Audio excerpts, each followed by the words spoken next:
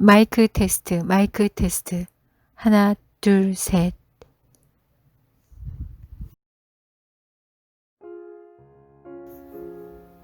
막힌 운을 뚫는 두 가지 방법. 살다 보면 소위 운이 막히는 경우가 있다. 내리막이 있으면 오르막이 있고, 밝음이 닿으면 어둠이 오는 이치다. 이러한 어둠의 시기에는 하는 일마다 꼬이고 불행이 겹쳐온다. 그러나 군자라면 마땅히 실망할 일이 아니다.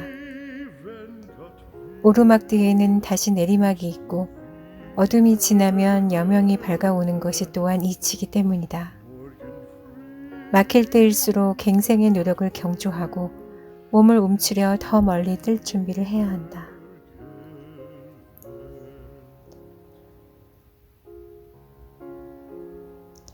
거부와 막힘은 인위적인 것이 아니다.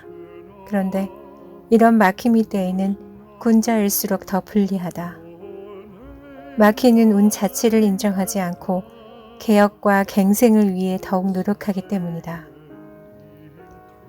운이 막히면 큰 것을 버리고 작은 것을 취하게 된다. 그러므로 막힘의 시절에 미래를 대비하는 행위는 끝까지 힘차야 길하다. 소인은 변화하지 않고 현재의 상태를 지키기만 하니 길하지만 대인은 막힘의 운을 강하게 거역하니 세상이 그를 받아들이지 않는다. 그러나 소인배처럼 변화와 발전을 포기하고 현재에 안주함은 부끄러운 일이다. 운이 막히는 때에도 절도 있고 흠없이 살면 결국 천명을 얻어 벗어날 수 있다. 대인은 금방 망할 것 같은 때에도 노예가 실을 뽑듯이 꾸준하고 성실하게 일을 풀어나가는 법이니 막힘의 운도 마침내 멈춘다. 여기서 더 나아가 막힘의 운을 뒤집고자 노력하니 처음엔 어려워도 나중에는 성공하여 웃게 된다.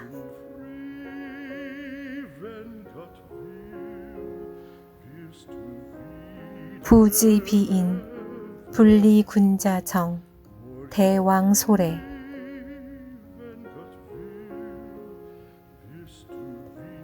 부는 막힘이요 거부다. 근데 이는 사람의 일이 아니라고 했다. 막힘의 운세는 인위적인 것도 아니요 사람이 할 일도 아니라는 것이다. 사람의 노력으로 쉽게 해결될 수 없다는 의미까지 내포되어 있다. 그렇다면 이 막힘의 운세란 대체 무엇인가? 주역이 제시하는 하늘의 도리와 땅의 섭리를 생각해 볼 때 이는 시간과 공간의 부조화에 기인한다. 그래서 사람의 일이 아니라고 한 것이다. 이렇게 막힘의 운이 닥치게 되면 정말로 낭패를 보는 것은 소인이 아니라 군자다. 소인들은 제 한 몸의 영달만을 지키면 되지만 군자는 더 큰 것을 이루려 하기 때문이다. 그래서 군자는 끝까지 불리하다고 한 것이다. 이처럼 군자라도 막힌 운을 쉽게 해결할 수는 없다. 막힘의 운세는 사람의 일이 아니기 때문이다. 그래서 군자든 소인이든 막힘의 운이 닥치면 큰 것을 잃고 작은 것을 취한다. 역으로 이렇게 큰 것이 가고 작은 것이 오는 것이 바로 부의 운세다. 발모여, 이기휘, 정길형. 발모여와 이기휘는 띠풀을 뜯어 모아 어려운 때를 대비하는 준비를 말한다. 운이 막힐수록 이런 준비와 대비는 더욱 중요하다. 하지만 이런 준비 역시 끝까지 힘차게 계속해야 한다. 어영부영해서는 안 되는 말이다. 그래야 길하다. 포승소인, 길대인, 부형. 막히는 운세에 이르면 소인은 물려받은 것만 지키려고 안간힘을 쓰게 된다. 그러니 일단은 길하다. 포승은 부모로부터 받은 유산이나 유업을 포장된 상태 그대로 유지하고 이어나가는 것을 말한다. 현상 유지요 무사 아니리다.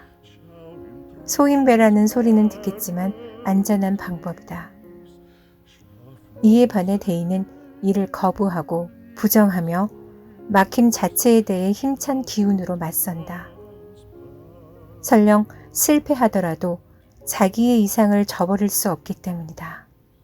과연 누구의 방식이 진정으로 옳은가? 포수.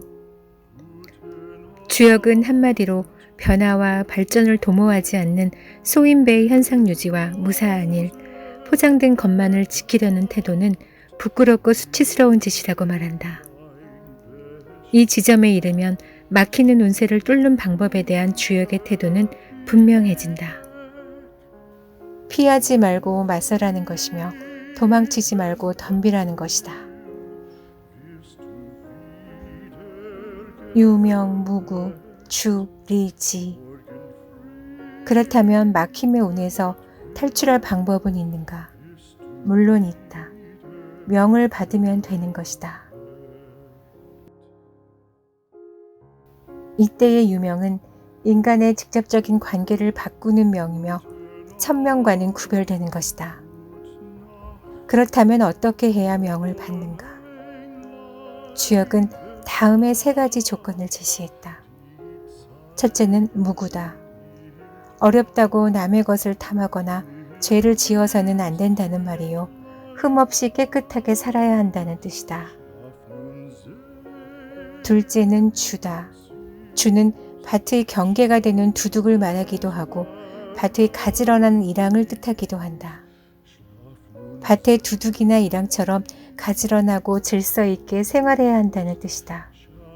다른 말로 하면 절도를 지켜야 한다는 의미다. 마지막 3번째는 리지다. 이때의 리는 순종하고 따른다는 뜻이다. 지는 하늘의 복이라는 말이니 현재의 어려움과 막힘의 운세를 거부하지 않고 오히려 하늘의 복이라고 생각해서 순종한다는 의미다. 이상의 3가지가 부의 운세를 뚫고 나가는 비결이라는 말이다. 휴부 대인, 길, 기망, 개우, 포상. 그렇다면 막힘의 운세는 언제 어떻게 뚫리는가? 막힘의 운세가 뚫릴 때에는 순서가 있다. 우선 활발하게 움직이는 부의 운세를 멈추게 해야 한다. 이것이 휴부의 단계다. 말하자면 화라산이 휴화산으로 바뀌는 단계다. 이 단계가 되면 대인의 운세는 마침내 길하게 바뀌기 시작한다. 하지만 여전히 어렵다. 아직 운세가 역전된 것은 아니기 때문이다. 그래서 사는 게 거의 죽을 지경이다. 사업으로 따지자면 오늘 내일 금방 망할 것만 같은 상황이다. 기망은 이렇게 곧 죽을 것 같고 금방 망할 것 같은 상황을 표현한 말이다. 그렇다고 포기하거나 주저앉아서는 안 된다. 대인의 운이 이 정도로 어렵게 되었다는 것은 역으로 막힘의 운세가 휴지기에 들어섰다는 반증이기 때문이다. 그렇다면 어떻게 해야 하는가? 어렵더라도 포기하지 말고 군자로서의 일을 어떻게든 계속해야 한다. 마치 누에가 뽕잎을 먹고 씨를 자아내듯이 다 나왔을 것 같은데 그 작은 누에에서 다시 씨이 뽑아져 나오듯이 그렇게 끊임없이 할 일을 해야 한다. 뒷짐만 지고 있어서는 안 되는 것이다. 누에가 기신기신 하면서도 끝까지 씨를 뽑아 고치를 만들어가는 모양을 형용한 말이 개우포상이다. 경부선부, 후희. 휴부 단계 다음이 경부의 단계다. 막힌 운을 마침내 뒤집어 엎는 단계다. 등산에 비유한다면 마침내 정상을 눈앞에 둔 순간이다. 대부분의 사람들은 이미 그 전에 포기했을 것이다. 그러나 군자는 끝까지 나아가 반드시 막힌 운을 뚫어야 한다. 그 마지막 고비가 경부의 단계다. 물론 처음에는 어렵다. 그래서 선부, 여전히 막혀 있다고 했다. 정상이 가까운 건 분명한데 모퉁이와 큰 나무에 가려 꼭대기가 잘 보이지 않는 경우와 같다. 하지만 계속 나가야 한다. 어떤 자세로 나아가야 하는가? 순수하고 깨끗하게, 질서정연하게, 역경을 오히려 복이라고 생각해 순종하면서 그렇게 나아가야 한다. 그 뒤에 무엇이 있는가? 후히. 그 뒤에는 기쁨이 있다고 했다. 막힘의 운세가 끝나고 마침내 정상이다. 이제는 내리막이요 열린 눈의 시작이며 성공의 길인 것이다.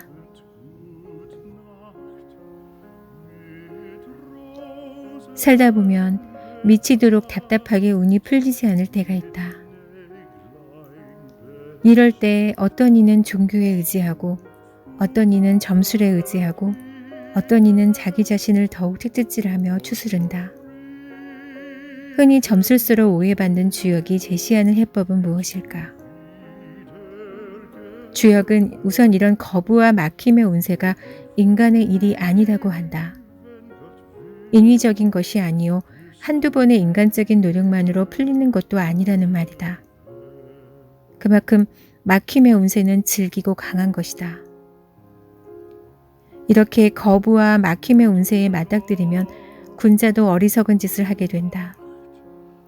또 막힌 눈을 뚫고자 끊임없이 발버둥치지만 모두 허사로 돌아가고 운이 뚫리기까지는 오랜 시간과 인내가 필요하다고 한다. 이에 비해 소인은 막힘의 운이 닥치는 때에도 상대적으로 적게 피해를 본다.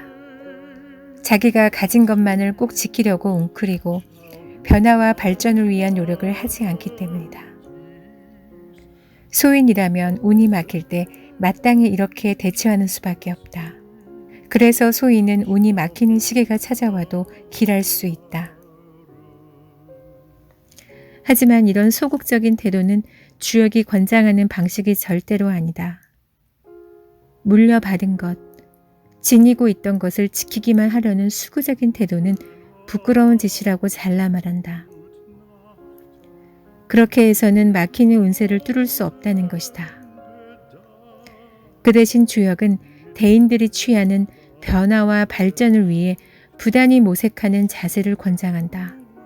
힘없는 누에가 기신기신 끝없이 씨를 자아내듯이 어렵더라도 힘과 용기를 잃지 말고 절도를 지키면서 성실하게 문제를 풀어가라는 것이다. 그 구체적인 방법도 일러준다. 우선은 막힌 운세를 멈추게 하고 그 다음에 막힌 운세를 완전히 뒤집어야 한다는 것이다. 이상에서 운에 관한 주역의 생각을 살펴보았다.